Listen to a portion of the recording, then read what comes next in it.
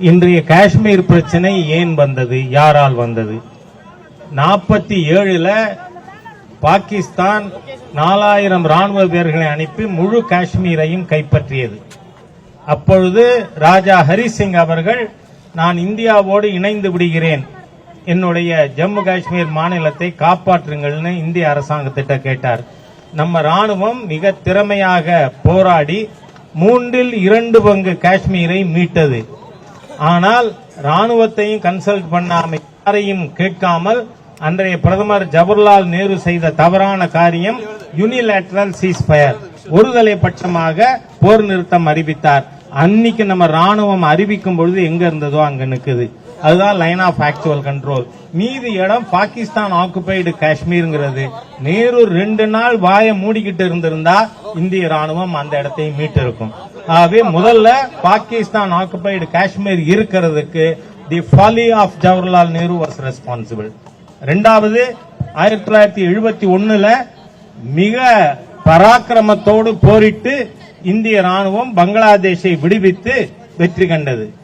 ஆனால் அன்னைக்கு 93,000 பாகிஸ்தான் வீரர்கள் இந்திய ராணுவத்தால் கைது செய்யப்பட்டார்கள், சிறைப்பிடிக்கப்பட்டார்கள், பிரிசனர் ஆஃப் வார்.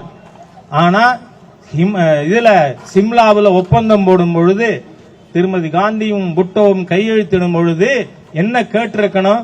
நீங்க கைப்பற்றி வச்சிருக்கிற பாகிஸ்தான் ஆக்குபைடு காஷ்மீர் ஒப்படைச்சா இந்த 93,000 பேர் பாகிஸ்தான் வருவான். அது சொல்லி இருந்தா நம்ம பாகிஸ்தான் ஆக்குபைடு காஷ்மீர் இன்னைக்கு இருக்காது. ஆனால் சிம்லாவில் எந்த விதமான கண்டிஷன் இல்லாமல் நம் மண்ணை திரும்ப பெறாமல் ஒப்பந்தம் கையெழுத்தானது. அதை எதிர்த்து ஒப்பந்தம் போடுகின்ற இடத்திலேயே போராடியவர் யார் தெரியுமா? ஜனசங்க தலைவராக இருந்த திரு அடல் பிஹாரி வாஜ்பாய் அவர்கள்.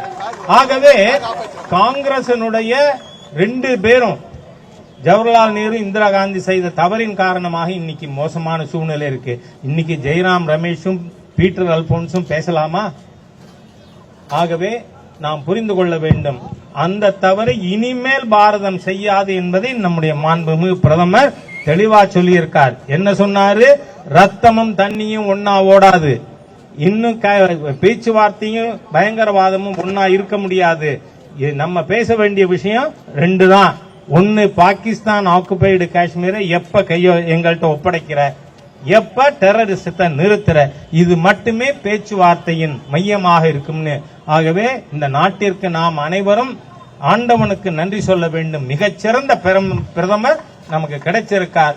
ஆகவே எதிர்கட்சிகள் என்ன சதி செய்தாலும், நேரேட்டிவ் செட் பண்ணாலும் மக்களிடம் செல்லுபடி ஆகாது என்பதையே இன்றைய தினம் இந்த எழுச்சியான மூவர்ண கொடி யாத்திரையானது நமக்கு நிரூபித்திருக்கிறது. ஆகவே இங்கு வந்திருக்கின்ற அனைவருக்கும் என்னுடைய மனமார்ந்த நன்றியை தெரிவித்து வார்த்தைகளை நிறைவு செய்கிறேன். வணக்கம். பிளே ஸ்டோர் மற்றும் ஆப் ஸ்டோரில் இருந்து பாலிமர் செயலியை QR கோடு மூலம் பதிவிறக்கம் செய்யுங்கள். செய்திகளை உடனுக்குடன் பெறுங்கள்.